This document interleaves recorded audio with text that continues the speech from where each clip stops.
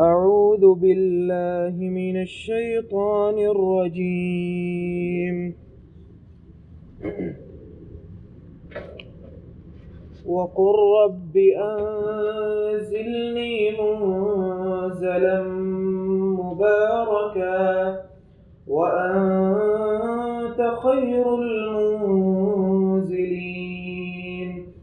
إن في ذلك لآيات وإن كنا لمبتلين.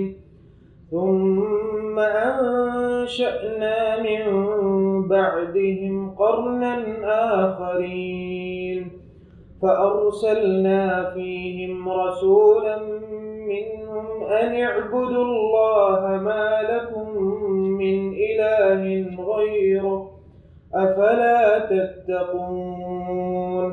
وقال الملأ من قومه الذين كفروا وكذبوا بلقاء الآخرة وأترفناهم في الحياة الدنيا ما هذا إلا بشر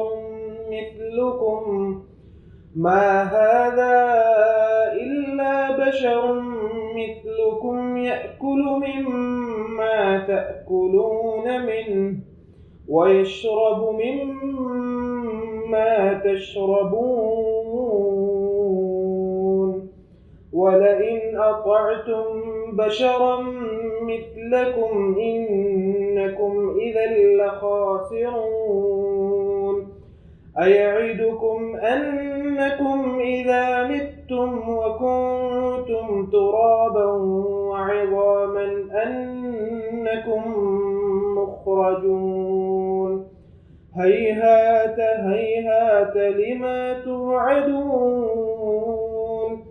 إن هي إلا حياتنا الدنيا نموت ونحيا وما نحن بمبعوثين.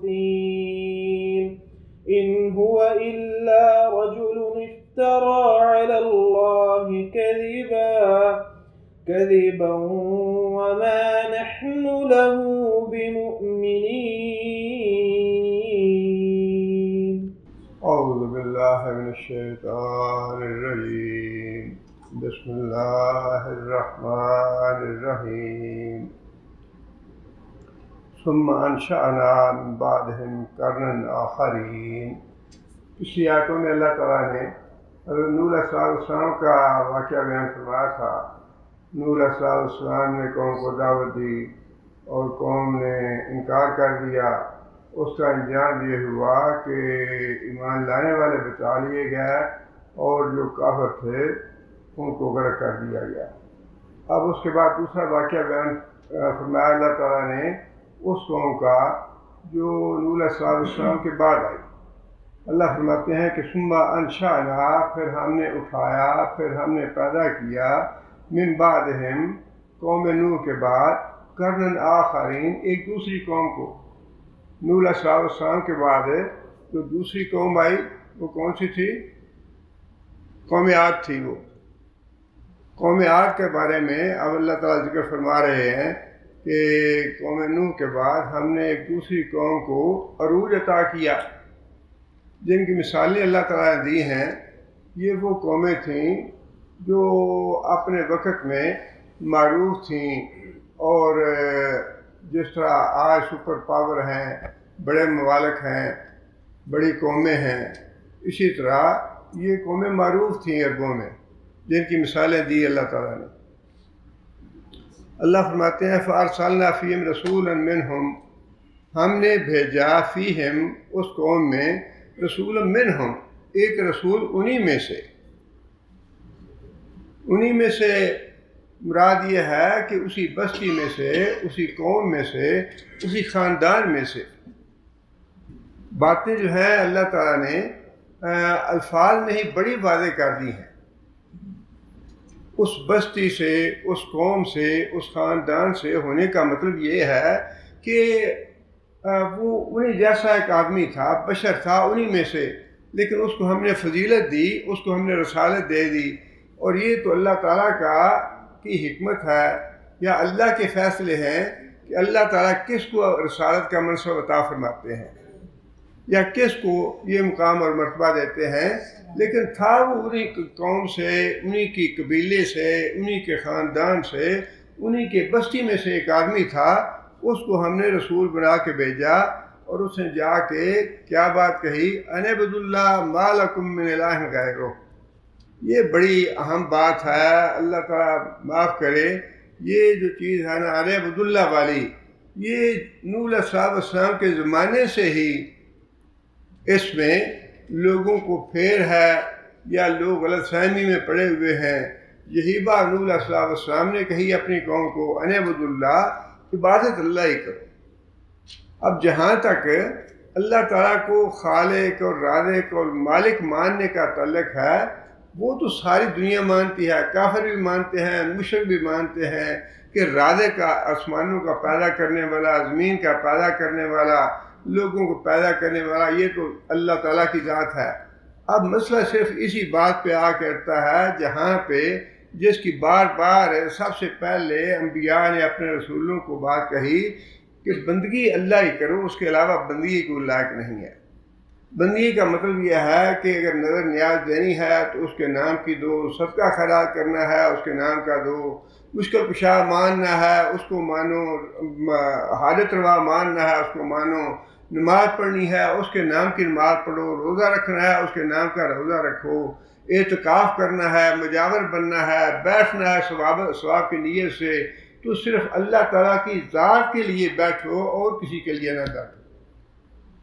یہ جو ہے نا مسئلہ توحید الوہیت والا یا توحید عبادت والا، اسی میں سارے لوگوں کو دھوکہ لگا ہے، یا اس میں گمراہ ہوئے ہیں، یا اس میں غلطی لگی ہے، اور اسی بات کی انبیاء نے وضاحت کی یا دعوت دی آ کے، اور اسی فکرے میں، جس فکرے میں یہ بات اشاع فرمائی گئی ان اعبدوا اللہ، ایک اللہ کی عبادت کرو، اسی فکرے میں یہ بات کہی گئی ہے ما لکم من الہ غیرہ، کہ نفی کرو باقی۔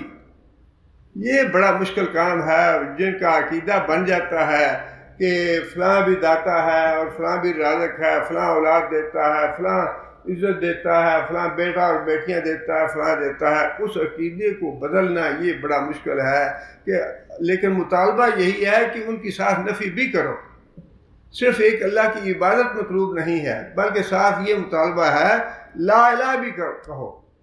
ہمارے کلمے میں تو لا الہ کا جو حصہ ہے اس کو پہلے کہا گیا ہے کہ پہلے تو سب کی نفی کرو نا، کہ اللہ کے علاوہ کوئی حاجت روا نہیں، کوئی مشکل کشا نہیں، کسی کے نام کی نظر نیاز یا کسی کے نام کی بات نہیں، پہلے تو اس کی نفی کرو اور پھر اگلی بات کرو الا اللہ والی۔ یہاں پہ ترتیب تھوڑی سی مختلف ہے، لیکن بات وہی ہے کہ بندگی ایک اللہ ہی کرو، اور اس کے بعد اس کے علاوہ کوئی دوسرا الہ نہیں ہے، کوئی دوسرا ایسا نہیں جس کو تم اپنا مشکل کشا یا حاجت روا یا نظر نیاز کے لائق سمجھو، یا جس کے نام کی منتیں مانو، یا جس کے نام کا نماز روزہ کرو، اللہ کے علاوہ کوئی نہیں۔ مشرکوں کو آج بھی وہی بات ہے کہ جی یہ اللہ کے پہنچے ہوئے ہیں اور اللہ کے بڑے مقرب ہیں، یہ ہم سے راضی ہو جائیں گے تو یہ اللہ سے ہمیں بخشوا لیں گے، اللہ کے حضور ہماری سفارش کرا دیں گے۔ یہی پھر اس زمانے میں بھی تھا، یہی پھر آج بھی ہے۔ حالانکہ پچھلے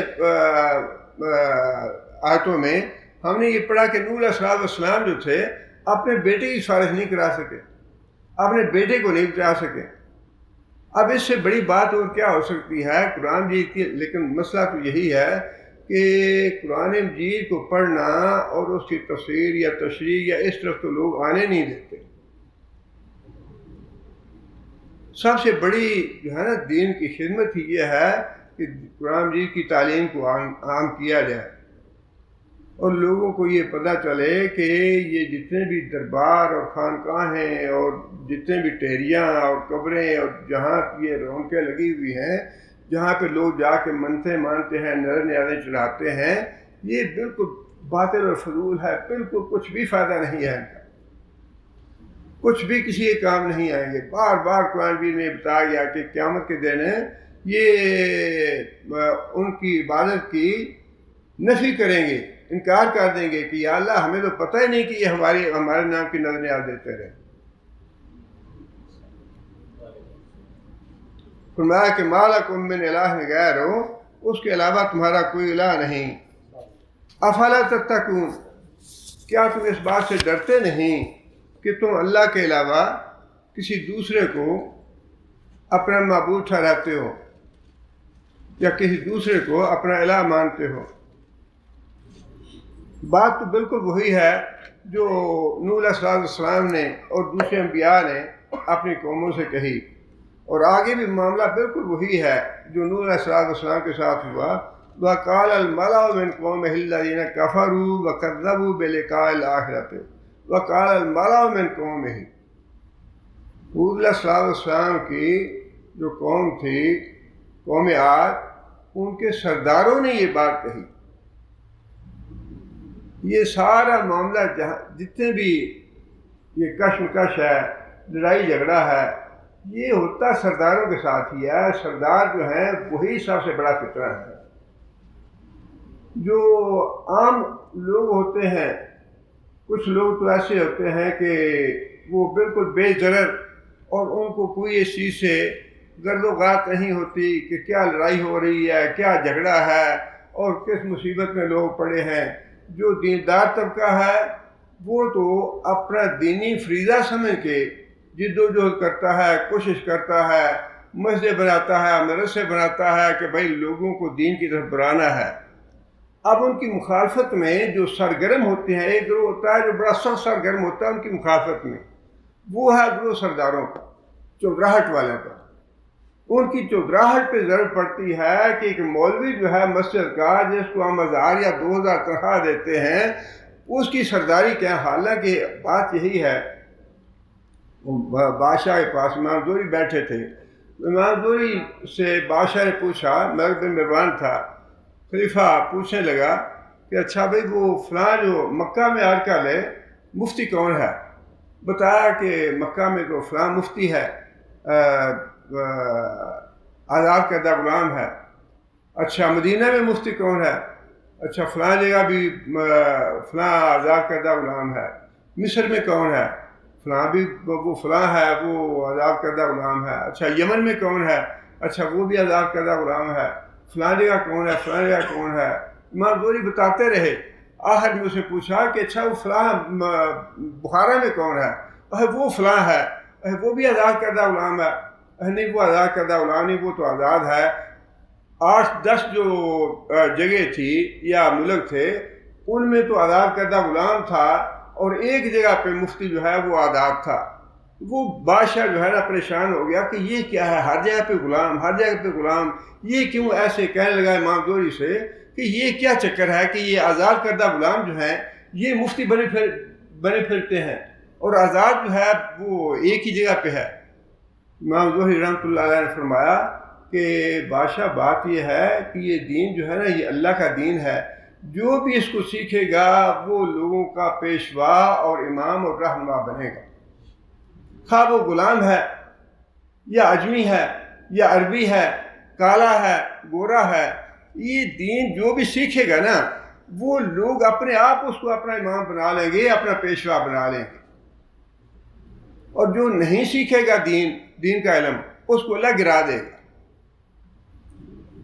اب یہ جو بات ہے نا یہی وہاں بھی یہ لوگوں کے ذہن میں آتی ہے کہ یہ جو مولوی ہے مسجد کا، باتیں اس کی چلتی ہیں۔ وہ ہارون الرشید کے زمانے میں امام مبارک جو تھے وہ اس کے شہر میں آئے، اور لوگوں کو پتہ چلا کہ امام مبارک تشریف لا رہے ہیں، ساری مخلوق اکٹھی ہوگی ان کی زیارت کے لیے، ان کو ملنے کے لیے۔ بھائی امام ہے اور عالم فاضل آدمی ہے، نیک اور متقی آدمی ہے۔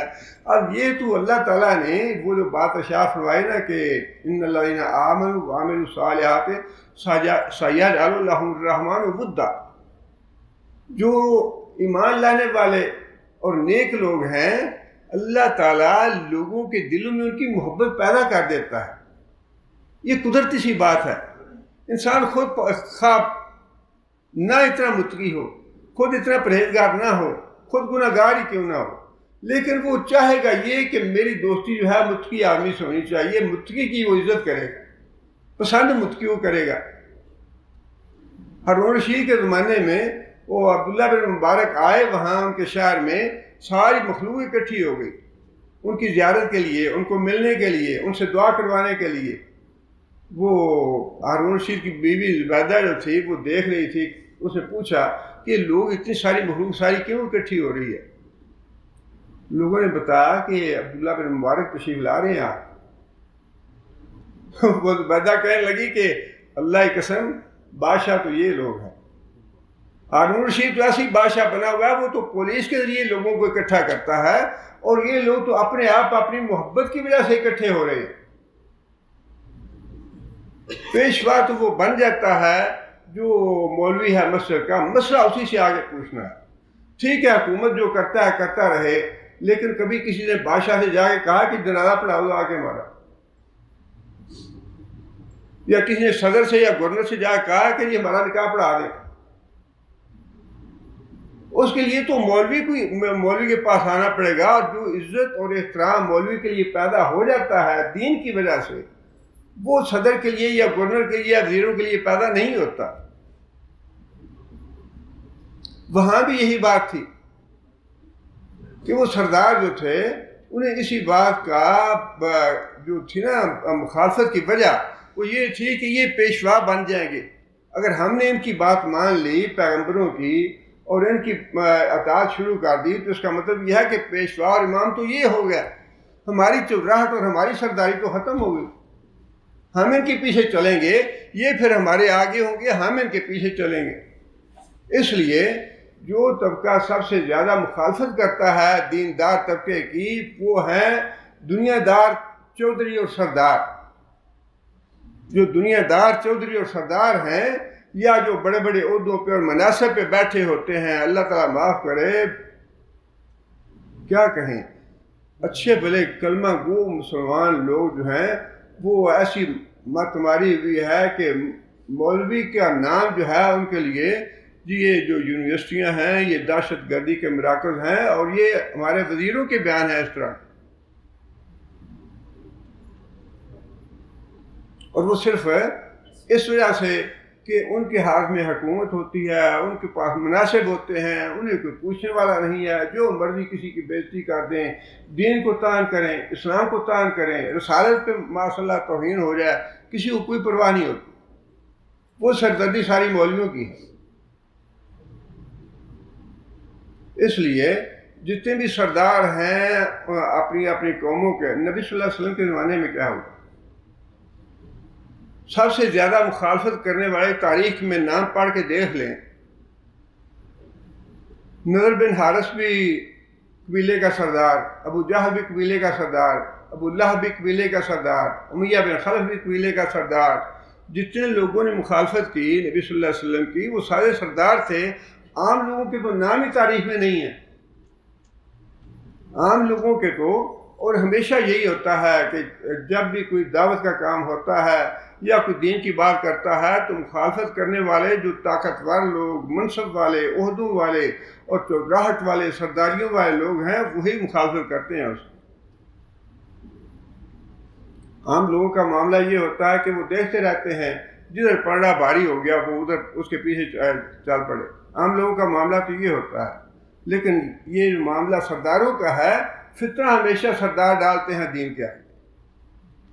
دین کے لیے دین کی دشمنی جنہوں نے کرنی ہے وہ ہمیشہ قوم کے سردار ہی۔ اس لیے اللہ تعالیٰ نے فرمایا کہ جو اس قوم کے سردار تھے، الذین کفروا، جو ایمان نہیں لائے انبیاء پہ، وکذبوا بلقاء الآخرۃ، اور انہوں نے جھٹلا دیا آخرت کی ملاقات کو،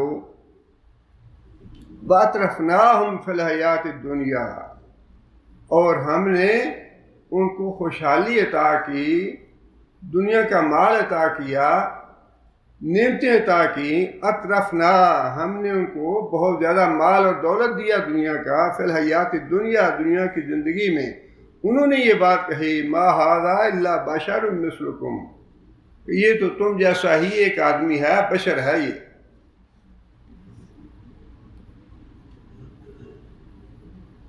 دو باتیں اللہ تعالیٰ نے یہاں ارشاد فرمائی ہیں. ایک بات تو یہ ہے کہ آخرت کا انکار کیا.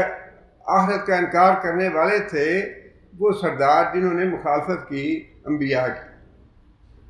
آخرت کا انکار کرنے والے. یہ جو عقیدہ آخرت ہے یہ تو ایک انسان کے لیے بہت بڑا رکاوٹ ہے گناہوں میں.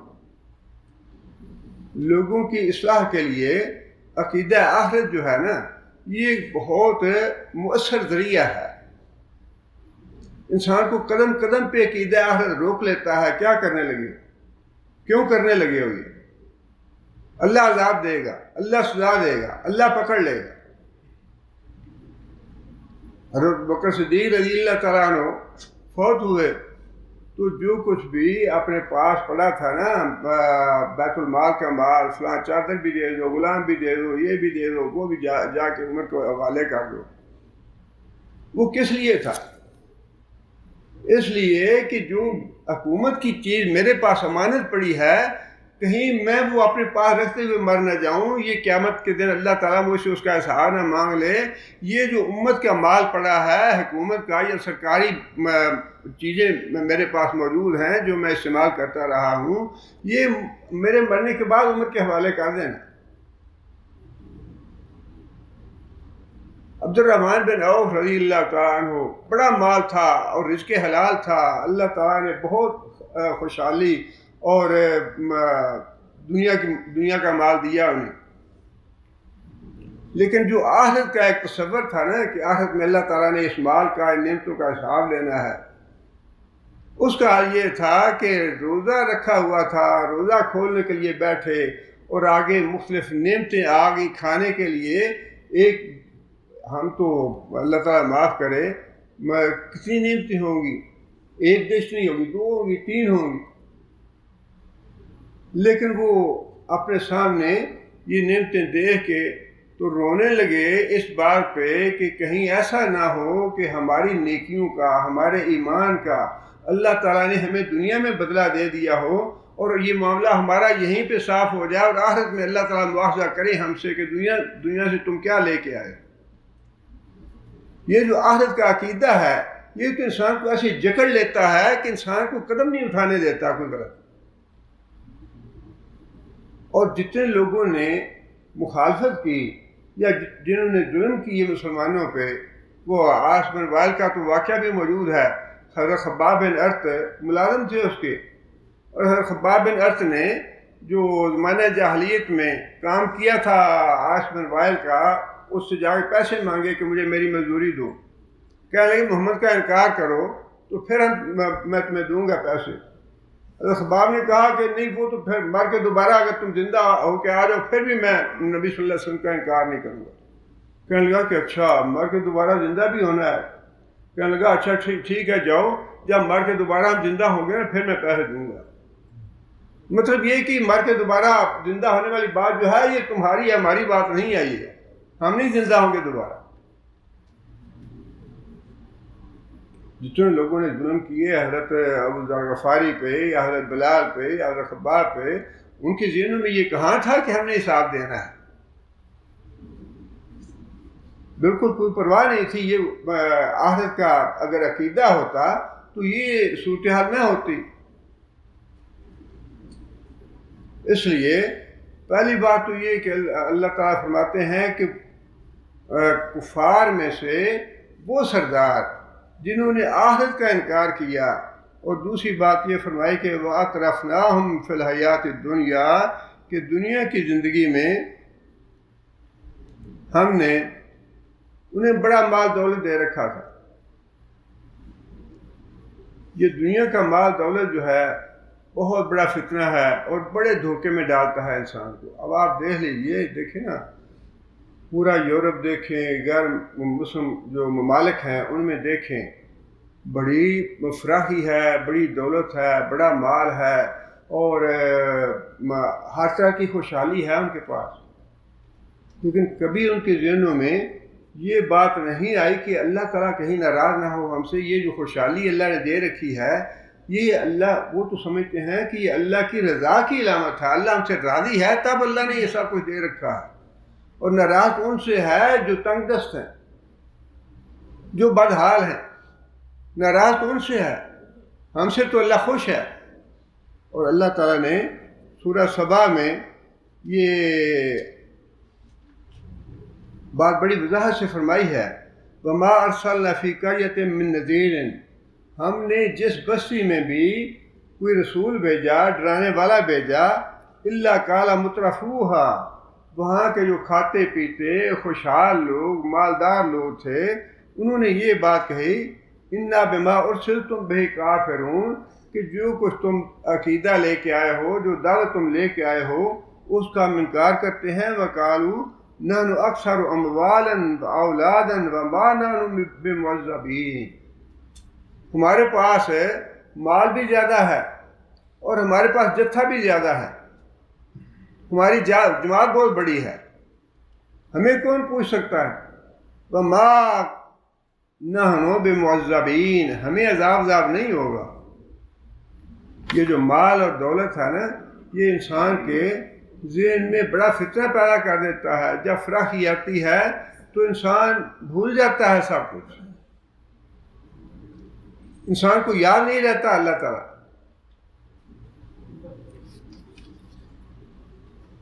آگے حالانکہ اس کے بعد اللہ تعالیٰ نے اس کا جواب بھی دے دیا۔ اللہ فرماتے ہیں کہ ان ربی یبسط الرزق لمن یشاء ویقدر، کہ دنیا کی جو خوشحالی ہے، دنیا کا جو مال ہے، یا دنیا کی جو مال دولت ہے، اللہ فرماتے ہیں کہ یہ تو میرے رب کی تقسیم ہے، جسے چاہتا ہے بے تحاشا دے دیتا ہے، جسے چاہتا ہے اسے تھوڑا دیتا ہے، ولکن اکثر الناس لا یعلمون، اکثر لوگوں کو اس حقیقت کا علم نہیں ہے کہ کافروں کو بلکہ سورہ زخرف میں تو اللہ تعالیٰ نے یہ بات ارشاد فرما دی، اگر مجھے اس بات کا خدشہ نہ ہوتا کہ ایماندار لوگوں کا ایمان کہیں متزلزل نہ ہو جائے، ایماندار لوگوں کا ایمان کہیں ڈگمگا نہ جائے، تو میں کافروں کی دیواریں اور ان کی چھتیں اور ان کے دروازے سارے سونے کے بنا دیتا ہے۔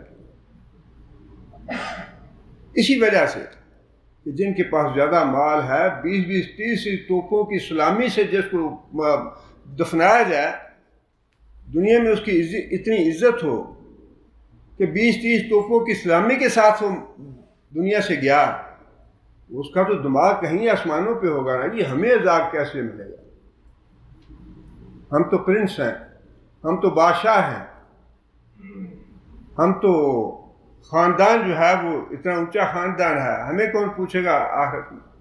یہ دھوکہ جو ہے یہ اس وقت بھی تھا، اور آج بھی جتنے یہ غیر مسلم ممالک ہیں، بادشاہ ہیں اور ان کے وزراء ہیں، مشیر ہیں، بیوقوف اور احمق تو نہیں ہیں، بڑے عقل مند لوگ ہیں، لیکن یہ بات دماغ میں بیٹھی ہوئی ہے کہ وما كنا معذبین، ہمیں عذاب نہیں ہوگا۔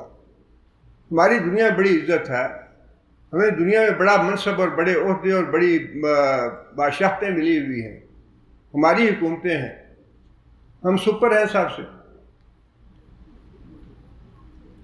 آگے پھر اللہ تعالیٰ نے یہ غلط فہمی دور فرمائی ہے، وما اموالکم ولا اولادکم باللتی تقربکم عندنا زلفیٰ، قیامت کے دن یہ تمہارا مال اور تمہاری اولادیں، تمہارے جتھے، تمہارے پارٹیاں یہ کام نہیں آنے والی۔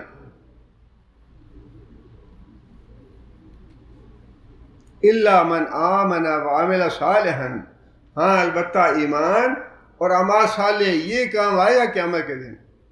فاولئک لهم جزاء الضعف بما عملوا وهم في الغرفات آمنون، جو لوگ ایمان لے کے آئے، اعمال صالح لے کے آئے، ان کو اللہ تعالیٰ قیامت کے دن انعامات سے نوازیں گے۔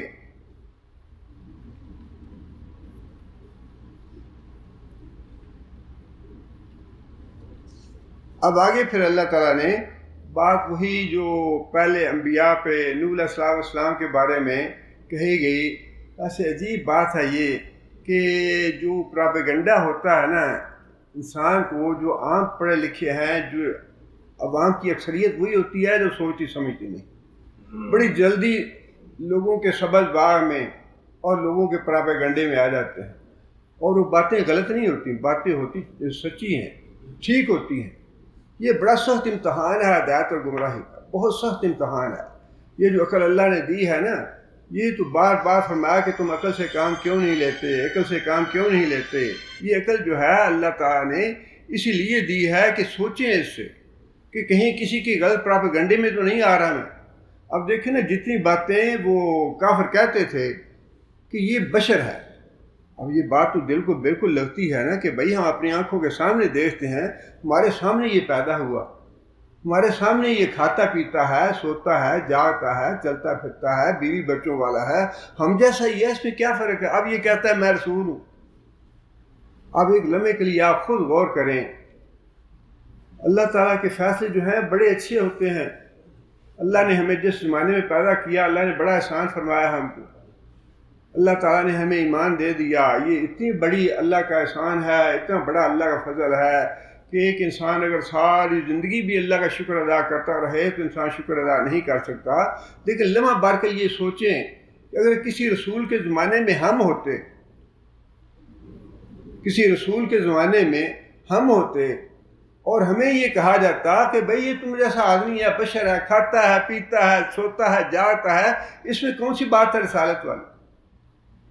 یہ اتنی بات دل کو لگتی ہے اور اس طرح دل بیٹھتی ہے دل میں کہ انسان اپنی آنکھوں سے دیکھتا ہے یار بات تو بالکل صحیح کہہ رہا ہے. کیا بات ہے اس میں؟ کیوں مانے ہم اس کو رسول؟ یہ جو پراپیگنڈا، وہ جو نوح علیہ السلام سورہ نوح میں اللہ تعالیٰ نے یہ بات ارشاد فرمائی نا کہ نوح علیہ السلام نے یہ بات کہی وَمَكَرُوا مَكْرًا كُبَّارًا، بہت بڑے بڑے دھوکے اور فریب کے جال پھیلا رکھے ہیں انہوں نے. بیٹے یہ کام نہ کرو، نہ کرو یہ کام. مکتب کی طرف سے جالیات کی طرف سے ہے، مکتب کی طرف سے. اچھا ٹھیک. آپ کریں سر.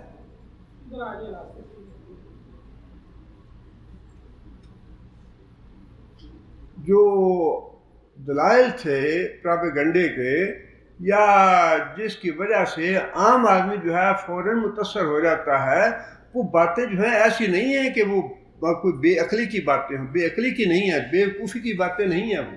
وہ باتیں بالکل صحیح ہیں اور عام آدمی جو ہے وہ فوراً اسے متاثر ہوتا ہے.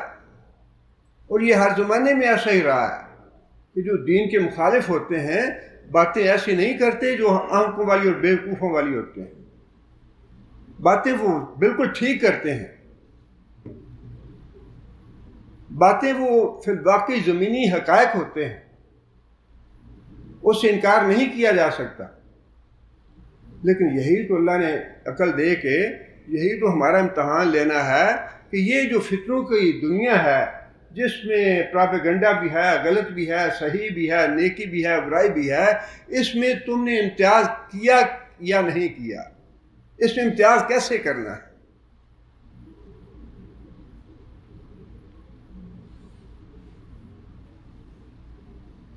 اللہ بشر مثلکم، یہ تمہارے ہی جیسا بشر ہے. یاکل مما تاکلون، جو کچھ تم کھاتے پیتی ہو نا وہی یہ بھی کھاتا پیتا ہے. بالکل سچی بات ہے اور دل کو بھی لگتی ہے، کوئی انکار نہیں کر سکتا اس کا.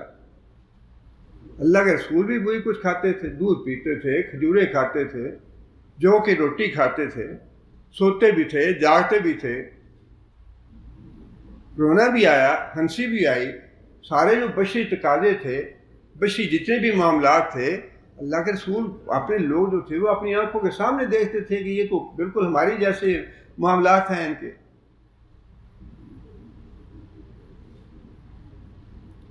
وَيَشْرَبُ مِمَّا تَشْرَبُونَ، جو کچھ تم پیتے ہو، جو پانی جو تم پیتے ہو وہی یہ پانی پیتا ہے. کوئی ہم سے الگ تو نہیں ہے یہ.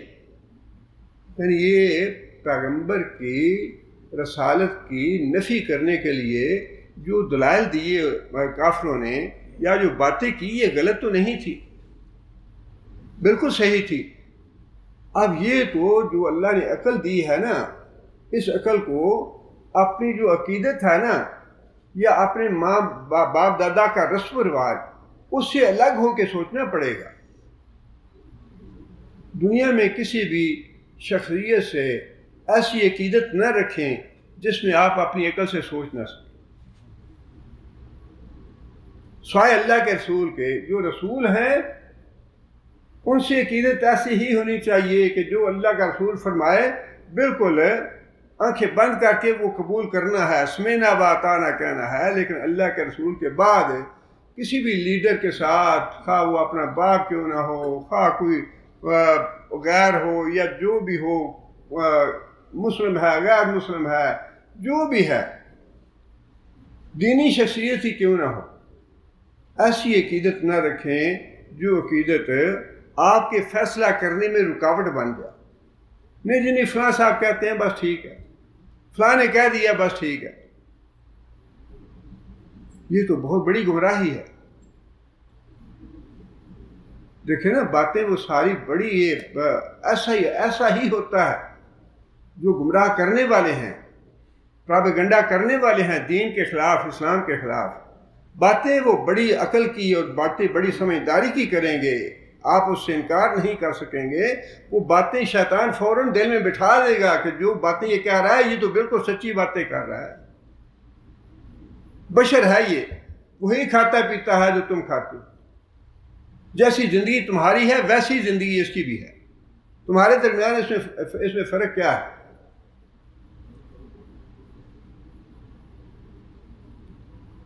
آگے پھر وہی بات جو نوح علیہ السلام کی قوم نے کہی تھی، یہ تو ہم سے فضیلت اور برتری حاصل کرنا چاہتا ہے، سرداری حاصل کرنا چاہتا ہے. وَلَئِنْ أَطَعْتُمْ، قوم کے سرداروں نے یہ کہا، وَلَئِنْ أَطَعْتُمْ، اگر تم نے بات مان لی اس کی، یعنی ہود علیہ السلام کی، بشر مثلکم، جو تمہاری ہی طرح کا بشر ہے، انکم اذا لخاسرون، تو پھر تم خسارے میں پڑ جاؤ گے. خسارہ کس بات کا تھا؟ کرسی چھیننے کا، سرداری چلے جانے کا، اپنی چودراہٹ ختم ہونے کا. اگر تم نے پیغمبر کی بات مان لی، اس کے پیچھے چل پڑے، تو پھر تمہاری سرداریاں گئیں. قوم کا سردار تو یہ بن جائے گا.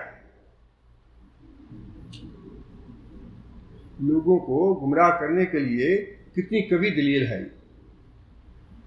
بھائی جو ہماری سرداریاں چلی آ رہی ہیں، اب باپ دادا سے اور پردادا سے ہم سردار چلے آ رہے ہیں. باپ بھی گورنر، دادا بھی گورنر، پردادا بھی گورنر، ہم تو پشتوں سے چلے آ رہے ہیں. ہماری سرداریوں کو کون چیلنج کر سکتا ہے؟ اور اگر دیکھیں نا، وہ عوام کو مخاطب کر کے سردار یہ کہہ رہے ہیں کہ اگر تم نے اس کو اپنا سردار بنا لیا، اس کی بات مان لی، تو ہم تو اس خسارے میں پڑ جائیں گے. ہماری سرداریاں گئی، پھر ہمارے عہدے اور منصب گئے. پھر اگر مولویوں کی بات مان لی تو پروپیگنڈا جو ہے یہ سارا قرآن بھی بھرا ہوا ہے ان چیزوں سے. اور وہ پروپیگنڈے کا ہتھیار جو ہے آج بھی مسلمانوں کے خلاف یا جو علماء ہیں ان کے خلاف استعمال ہو رہا ہے.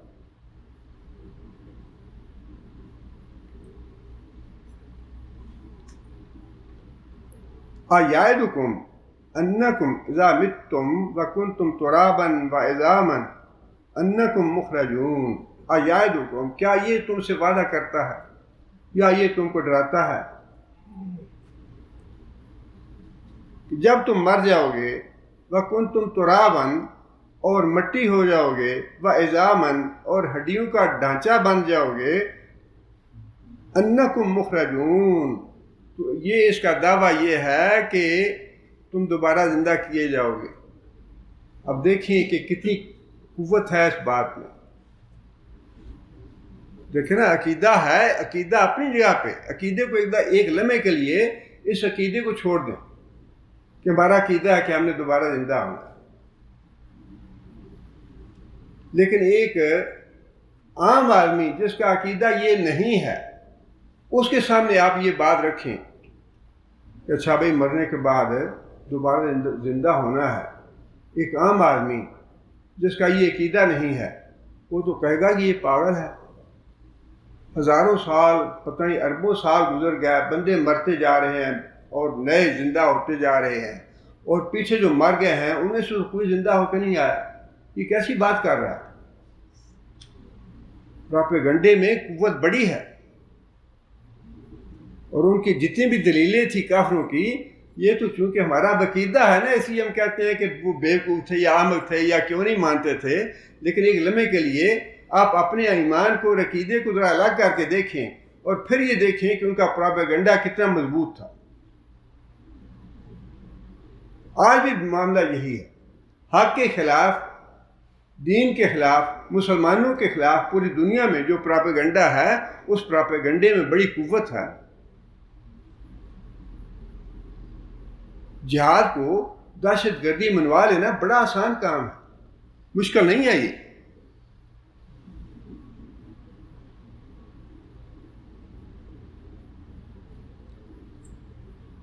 یہ تم سے وعدہ کرتا ہے کہ جب تم مر جاؤ گے اور مٹی ہو جاؤ گے، ہڈیوں کا پنجر بن جاؤ گے، تو پھر یہ دوبارہ ہوگے، یہ دوبارہ زندہ ہوگے۔ یہ تو استہزاء مذاق کے طور پہ کہتے تھے، حیات لما توعدون، عقل سے بڑی دور بات ہے یہ، عقل کو لگتی نہیں، عقل مانتی نہیں کہ ہم دوبارہ زندہ ہوں۔ کیسا سخت پراپیگنڈا تھا یہ، اور بڑی قوت ہے اس پراپیگنڈے میں۔ یہ بڑا سخت امتحان ہے۔ اکثریت جو ہے نا، اللہ نے بار بار ارشاد فرمایا کہ قیامت کے دن اکثریت جو ہے وہ جہنم میں جائے گی۔ وہ وجہ اس کی یہ نہیں ہے کہ ان کو عقل نہیں اللہ نے دی، وجہ یہ ہے کہ وہ اس عقل کو استعمال نہیں کر رہے۔ جس مقصد کے لیے اللہ نے عقل دی ہے، اس مقصد کے لیے عقل کو استعمال نہیں کر رہے۔ یہ عقل جو ہے، یہ تو دن رات سوچنا چاہیے اس عقل سے کہ کیا یہ جو پراپیگنڈا ہو رہا ہے مسلمانوں کے خلاف یا اسلام کے خلاف، کیا اس میں کوئی حقیقت ہے؟ یہ سوچنا چاہیے۔ اور جو سزا ہے نا جہنم کی، وہ اسی وجہ سے ہے کہ تم نے سوچا کیوں نہیں؟ کیا تم نے اپنی عقلوں کو تالے لگا رکھے تھے؟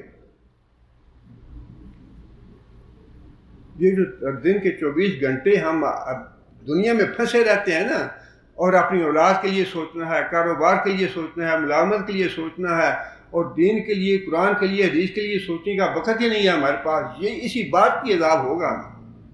اللہ تعالیٰ پناہ دے اور اللہ معاف کرے۔ سزا اللہ نے اسی بات کی دینی ہے کہ میں نے تم نے عقل دی تھی، آنکھیں دی تھی، کان دیے تھے، زبان دی تھی، اور یہ ہدایت حاصل کرنے کے لیے دی تھی، تم کیوں اس گمراہ پراپیگنڈے میں پھنسے؟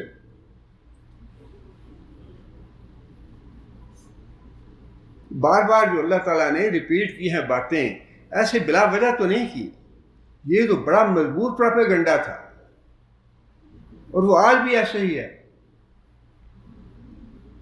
یہ تو عقل مانتی نہیں ہے کہ ہم دوبارہ زندہ ہوں گے۔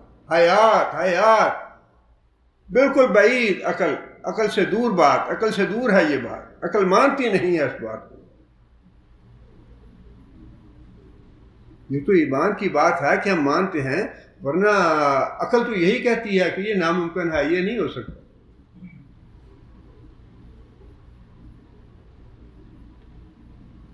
ان هي الا حیاتنا الدنیا نموت ونحیا وما نحن بمبعوثین۔ بس یہ دنیا کی زندگی جو ہے نا، یہی زندگی ہے۔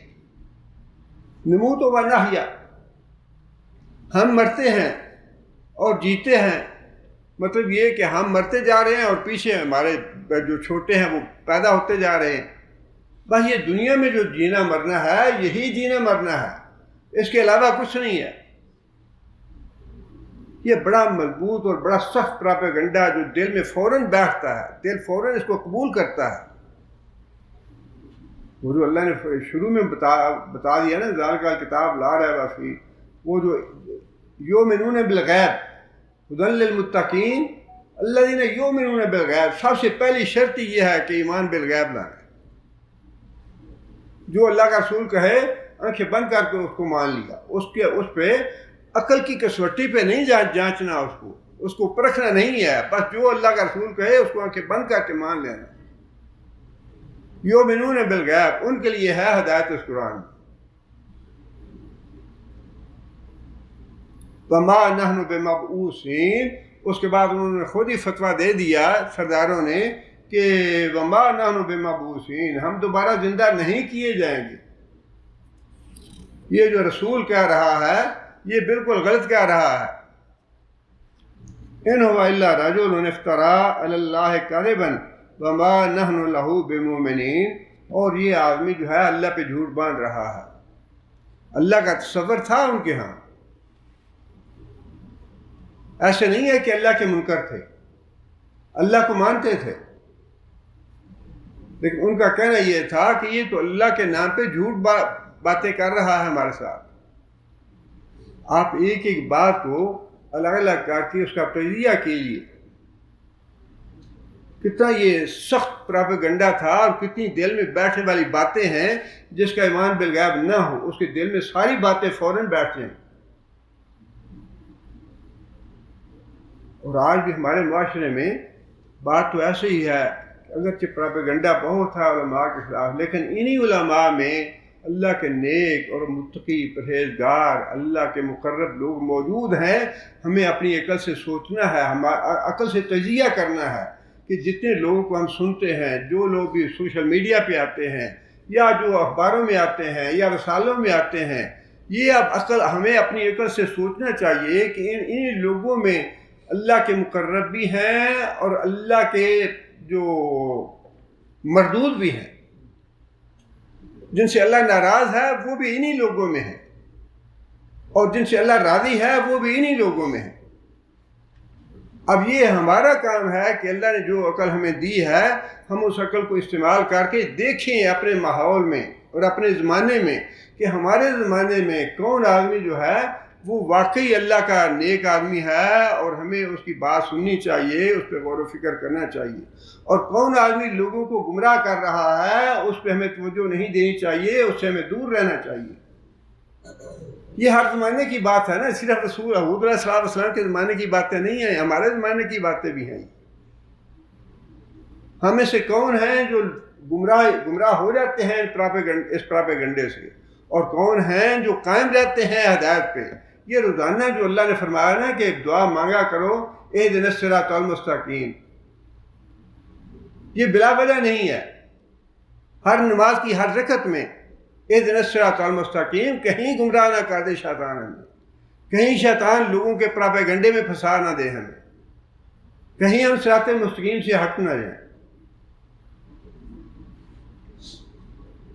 یہ جتنی بھی باتیں کافر کرتے تھے، یہ باتیں جو ہیں یہ آپ کسی غیر مسلم کے سامنے جا کریں وہ کہے گا بالکل ٹھیک باتیں ہیں یہ، اور یہ بالکل زمینی حقائق عین مطابق ہیں۔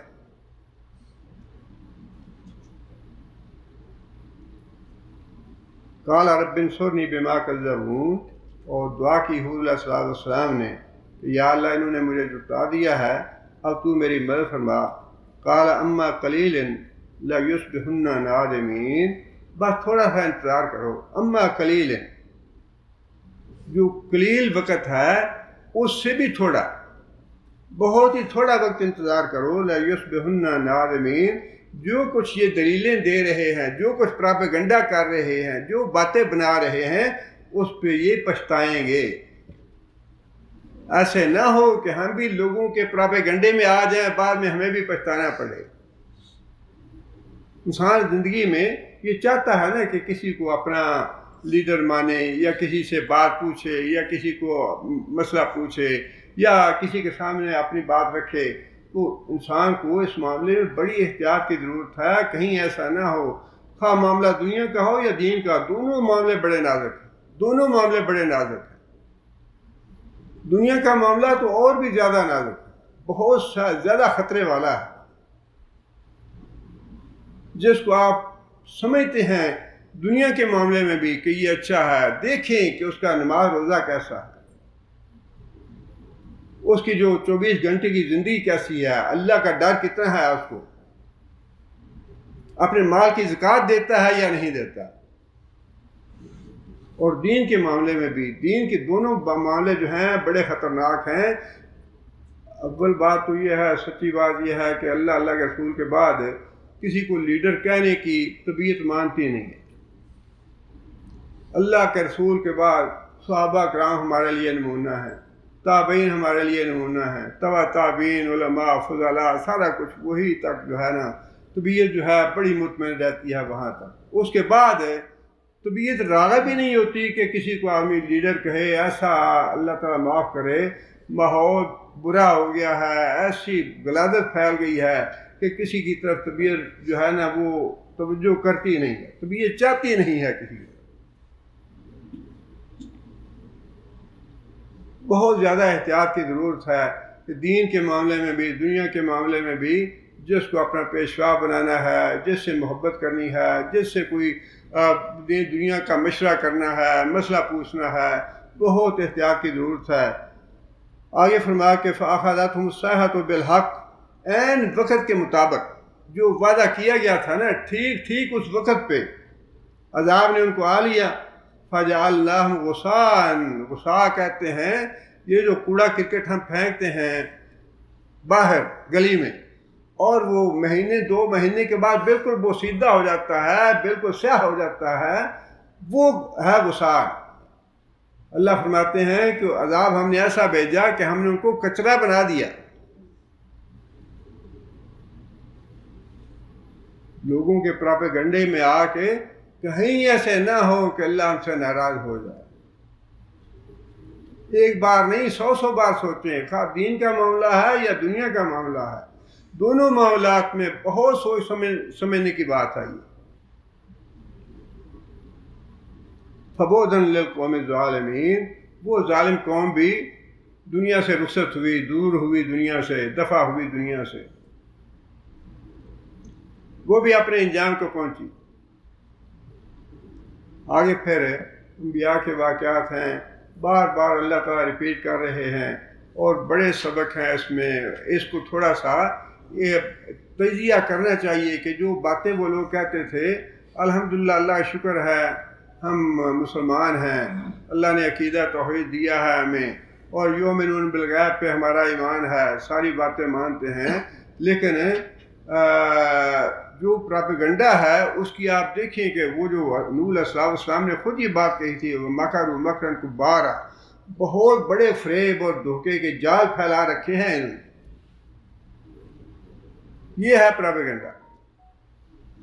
اور اس سے بچنے کے لیے قرآن پڑھیں، اللہ سے دعا بھی کرتے رہیں اور اس عقل کو بھی ہمیں استعمال کرنا چاہیے. اللہ تعالیٰ ہمارے دین کی حفاظت فرمائے، ہماری دنیا کی حفاظت فرمائے اور اللہ تعالیٰ آخرت میں ہمیں ہر طرح کی ندامت سے اور پچھتاوے سے اللہ تعالیٰ محفوظ رکھے اور اللہ تعالیٰ اپنے فضل و کرم سے اور اپنی رحمت سے صراط مستقیم پہ قائم رکھے ہمیں اور ہمارا انجام جو ہے اللہ تعالیٰ صالحین کے ساتھ اور نیک اور متقی لوگوں کے ساتھ کریں. اللہ تعالیٰ سے دعا فرمائے. ہمارے بھائی ابھی اسپتال میں ہیں عبدالرحیم صاحب، اللہ تعالیٰ ان کو شفا عاجلہ کاملہ عطا فرمائے اور اللہ تعالیٰ ان کی آزمائش اور پریشانی کو دور فرمائے اور ہر عافیت کے ساتھ نکال لائے. بسم اللہ الرحمن الرحیم، الحمدللہ رب العالمین، الرحمن الرحیم، مالک یوم الدین، ایاک نعبد و ایاک نستعین، اهدنا الصراط المستقیم، صراط الذین انعمت علیہم غیر المغضوب علیہم ولا الضالین.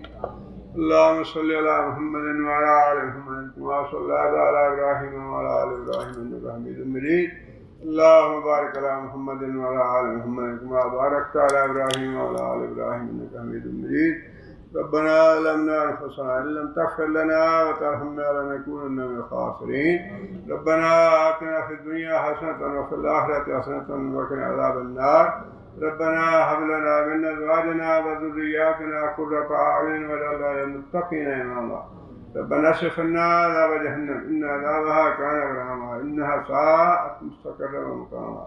اللهم أيد الإسلام والمسلمين، اللهم أعز الإسلام والمسلمين، اللهم أذل الشرك والمشركين، اللهم دمر أعداء الدين، اللهم نذر قلوبنا بنور الإيمان، اللهم ثبتنا على الإسلام، اللهم اغفر لجميع المؤمنين والمؤمنات الأحياء منهم والأموات. ربنا تقبل منا إنك أنت السميع العليم وتب علينا إنك أنت التواب الرحيم. سبحان ربك رب العزة عما يصفون وسلام على المرسلين والحمد لله رب العالمين. يا الله.